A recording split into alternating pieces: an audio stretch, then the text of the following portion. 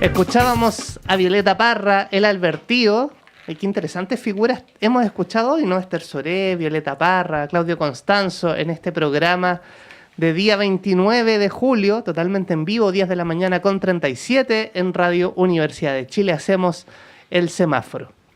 Y se acuerdan que ayer saludamos a Perú por su Día de la Independencia y también saludamos a los campesinos y campesinas por este día que se celebró ayer, y nos parece muy importante hacer este doble clic, a 58 años de la Ley de Sindicalización Campesina y Reforma Agraria del año 1967, y para ello hemos invitado a Soledad Alvear Aguirre. Ella es consejera de la Cátedra de Agricultura Campesina y Alimentación de la Universidad de Chile, representante de la Vía Campesina Chile y dirigente con Aproch.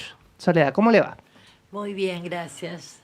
¿Celebró ayer el Día del Campesino y Campesina? Más que celebrarlo, lo conmemoramos, porque el Día del Campesino, si bien es cierto el día que recuerda la firma de la ley, también está asociado a todo un proceso de reforma agraria que no terminó muy bien. Sí, bueno, la conmemoración, y que es una tradición que los presidentes de la República encabecen un acto, justamente. Exactamente. Sí, ¿y usted participó en ese acto ayer? Sí. Y en una conversación previa que tuvimos 25 dirigentes nacionales con el presidente Boric primero, para poner algunos énfasis en algunos puntos que eran más relevantes para el diagnóstico que nosotros tenemos, digamos. Bueno, vamos a estar conversando sobre ello y también vamos a saludar a Iván Cano Silva, el secretario ejecutivo de la Cátedra de Agricultura Campesina y Alimentación de la Universidad de Chile. Iván, ¿cómo estás? Bien, muchas gracias Nicolás por la invitación y por invitarnos a esta radio de nuestra casa, de la Universidad de Chile. Bueno, Iván, quisiera partir contigo haciendo la revisión histórica, ¿no?, de esta conmemoración de la Ley de Sindicalización Campesina y Reforma Agraria. Cuéntanos sobre la importancia vital que tuvo este hito para la reforma en la tenencia de la tierra, ¿no? También la organización que se había mantenido inmóvil por cientos de años. Sí, bueno, yo también hago clases en la Facultad de Veterinaria sobre este tema de la reforma agraria, y a mis estudiantes siempre les digo como que para entender el proceso de reforma agraria tenemos que ir como hace unos 400 años atrás, desde que estuvo la colonia, de que llegaron los españoles, porque ahí empezó como la configuración de la propiedad de la tierra.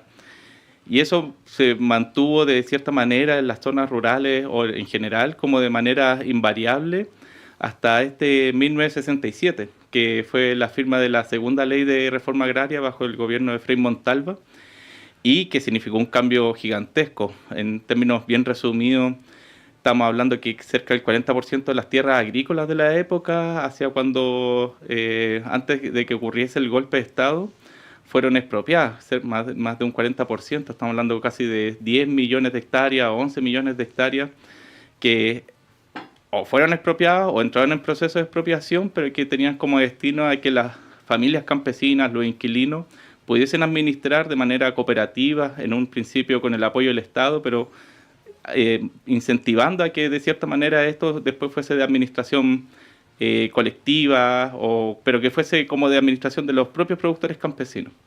Entonces, como que el proceso de reforma agraria para muchos historiadores, o la ley de reforma agraria, para mucha gente que estudia la historia, encuentran que es uno de los procesos más importantes que ocurrió en el siglo XX, como un hito de transformación de cómo venía hace 400, 300 años hacia atrás este tema. Seguimos en el semáforo conversando con nuestros invitados, con Soledad Alvear Aguirre, consejera de la Cátedra de Agricultura Campesina y Alimentación de la Universidad de Chile, y quisiera llevar la conversación al presente, Soledad. Cuéntenos sobre, ya nos adelantaba un poco de esta conversación que tuvieron con el presidente Boric. ¿Cuáles son sus principales preocupaciones? Bueno, una demanda que es muy sentida y fue muy reiterada por los productores y por los dirigentes, la alza en el avalúo fiscal de las propiedades agrícolas, que ha sido muy considerable, y si ya las tierras no generan utilidad en la producción de pequeña escala. Este aumento en el avalúo fiscal dificulta aún más la posibilidad de generar utilidades. Y otro tema importante, como siempre, el tema del agua, digamos, el que contemos, además de la sequía, digamos, asociada a todo el cambio climático, tenemos el tremendo problema en Chile que el agua es propiedad privada y no tienen el agua los que la necesitan. Los pequeños productores prácticamente no tienen derechos de agua asociados, así que es muy difícil también la producción. Bueno, y sobre los anuncios de ayer, ¿no? Hablábamos fuera de micrófono sobre ciertos incentivos para que las personas jóvenes se queden en el campo. Cuéntanos un poco más de lo que se anunció ayer. Bueno, se firmó una ley de desarrollo rural de jóvenes y la idea es apoyarlos principalmente en el acceso a la tierra. La mayoría de ellos obviamente no tienen tierra porque están subdivididas ya de sus padres o de sus abuelos. Y también entregar los medios de producción para poder producir, ya sea en créditos de capital de trabajo y en la compra o arriendo de tierras que son principalmente del Estado a través de bienes nacionales, de la CONAF y de otros organismos, y de recuperación también de tierras que tienen en este momento las Fuerzas Armadas. Bueno, son los desafíos del presente, ¿no? En el marco de esta conmemoración del Día de los Campesinos y Campesinas. Y vamos a seguir conversando junto a Iván Cano Silva, es secretario ejecutivo de la Cátedra de Agricultura Campesina y Alimentación de la Universidad de Chile, que es interesante por, bueno, si uno ve la progresión histórica, ¿no? El gobierno del presidente Alessandro Rodríguez podría ser el punto de inicio, podría ser considerado el punto de inicio de la reforma agraria, que luego pasa por Frei Montalva y continúa con Salvador Allende. Sí, o sea, con respecto a lo que se refiere a las leyes, podríamos decir que la primera ley es de Alessandri, hijo. Igual el que fue presidente en los años 50, Carlos Ibáñez del Campo, también intentó hacer una propuesta de reforma agraria, no resultó. Y la discusión como de la reforma agraria, la redistribución de la tierra, había una discusión muy bonita que, bueno, yo no viví en la época claramente, pero había una discusión que era en torno el derecho de la propiedad privada y el derecho a la propiedad. Había mucha gente que no podía tener ese derecho natural de propiedad porque no tenía propiedad. Entonces se hablaba también de que deberíamos transitar del derecho de la propiedad al derecho a la propiedad, y también se agregaba el concepto como del derecho o la función social de la propiedad. ¿Cuál es la función social que puede tener la propiedad? Porque se sabía, ya era viva voz, el tema de cómo vivían los inquilinos dentro de los fundos, muchos sistemas de ficha, sistemas de semiesclavitud, y todo eso desde que, como decíamos antes, desde que se estaba la colonia. Así que, claro, en lo que se refiere como a leyes, llegamos al 62, Alessandri promulgó la primera ley de reforma agraria, de hecho fue la Iglesia Católica la que entregó tierra a sus trabajadores antes que el Estado. Después vino Alessandri con esta ley de la reforma agraria que después los campesinos y campesinas, ahí Soledad nos podrá comentar un poco más, que le llamaban la ley del macetero, por dada su extensión, no fue como tan grande. Y después con Frei Montalva ya, no sé, estamos hablando de todo lo que duró su periodo, cerca de 3 millones de hectáreas que fueron expropiadas, y con Salvador Allende, que fueron 3 años, ¿no?, dado el golpe de Estado, se alcanzaron a expropiar los 6 millones. Y toda esa suma entre Alessandri, Frei Montalva y Allende, estamos hablando de esos cerca de 10, 11 millones de tierras que pudieron empezar a este proceso de expropiación, que quizás no fue entregada hacia los campesinos, pero que empezó como el proceso de redistribución de estas tierras. A propósito de usarlas, la reforma agraria tenía como estas dos ideas: de aumentar la productividad, teníamos que producir más para la alimentación de Chile, pero también por una cosa social, por cómo estaban viviendo los inquilinos, las inquilinas en esos espacios, que no eran dueños de prácticamente nada. Soledad Alvear, quisiera seguir analizando esta progresión histórica, ¿no?, de la reforma agraria. ¿Y cuál es el principal aprendizaje? Quisiera preguntártelo desde la organización de los campesinos y campesinas en este contexto histórico. Siempre surge esa pregunta, un poco así como ¿qué se hizo bien, qué se hizo mal, funcionó, no funcionó? Y obviamente, sobre todo en el gobierno de Allende, hubo muchas dificultades porque la asignación de tierra no estuvo necesariamente asociada a la asignación de medios de producción. Entonces, y los terratenientes o los grandes oligarcas que vieron sus parcelas o su hacienda, digamos, que fueron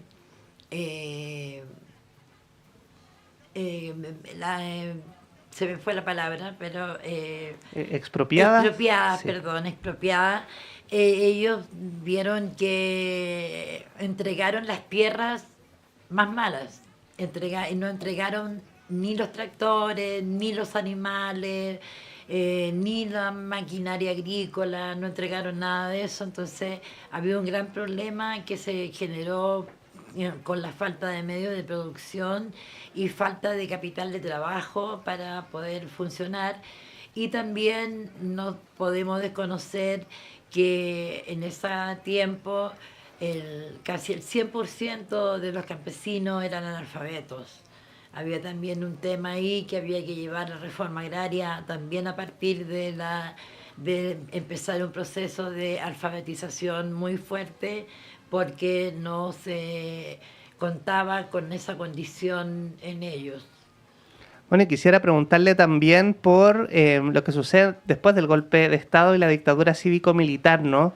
Conversemos sobre este proceso de freno e inicio de contrarreforma agraria. ¿Qué significó en la práctica?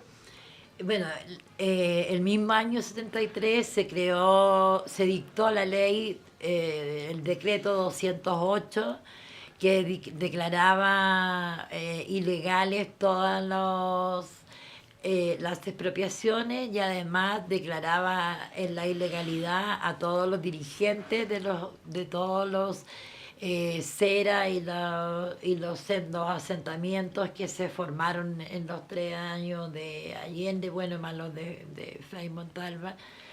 Y significó una erradicación muy fuerte de los campesinos. Las tierras se devolvieron a los antiguos dueños y muchas otras tierras se traspasaron a las Fuerzas Armadas, incluso a títulos personales. Hay mucha oficialidad, digamos, que recibió grandes extensiones de terreno y sin pagar nada. Y los campesinos, aparte de quedarse sin tierra, fueron fuertemente perseguidos. De hecho, la cantidad más grande entre muertos y desaparecidos en Chile está en el campo.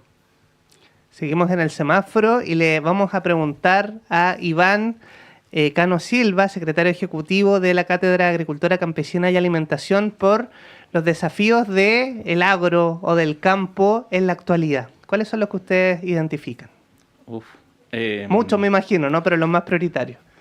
Sí, yo creo que continuando primero con la línea de reforma agraria y lo que comentaba Soledad después de lo que pasó durante la dictadura y la persecución que hubo hacia muchos campesinos.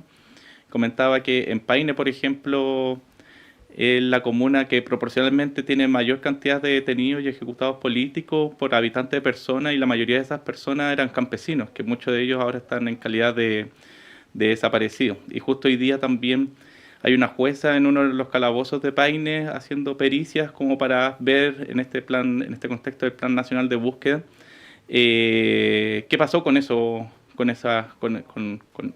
las personas que fueron asesinadas en ese momento. Entonces yo creo que uno de los desafíos, por un lado, y que nunca tenemos que como perderlo de vista, son los derechos humanos, la relación que podemos tener con el otro, con la otra persona, el diálogo, hablar del proceso de alfabetización, ahí también cómo nos comunicamos con otras personas, pero tenemos demasiados desafíos en el mundo rural, cada vez hay menos jóvenes, estábamos hablando también de eso, hay un fenómeno del despoblamiento rural que es mediado por el cambio climático, la crisis climática. Los suelos se erosionan, no son de peor calidad, entonces la gente migra o a otras actividades productivas o a otra área y se van abandonando esos sectores.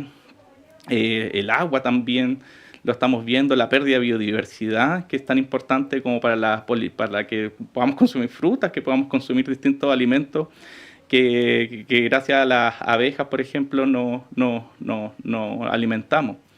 Entonces, por un lado está todo este tema del cambio climático, los gases de efecto invernadero, está el tema del suelo, está el tema de la propiedad o del territorio, también de las visiones que podamos tener de lo que entendemos como por modelo de desarrollo, porque eso también va a incidir mucho hacia cómo queremos que la ruralidad vaya avanzando de una manera u otra. ¿Y quiénes definen esto? Si lo va a definir un grupo de personas o va a ser un territorio, las comunidades.